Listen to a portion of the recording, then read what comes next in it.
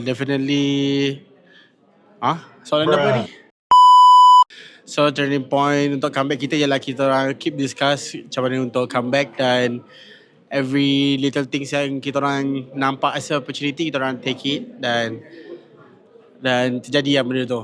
Apa yang kita orang macam plan a little bit slow kan, walaupun kita tengah kalah, but kita orang kena find a way kan lah untuk menang.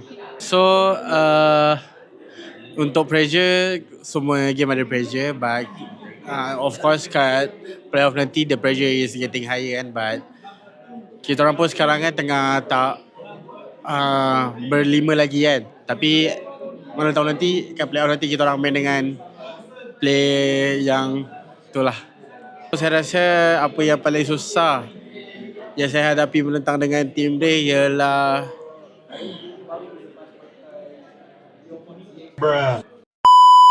Ivan lah. Sebab Ivan sangat bagus juga kan, asal Roma juga.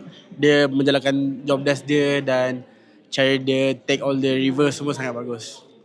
Buktikan saya nak buktikan yang kita orang still boleh konsisten dan still boleh, ataupun kita orang nak stay konsisten je lah. Apa yang patut saja baki saya rasa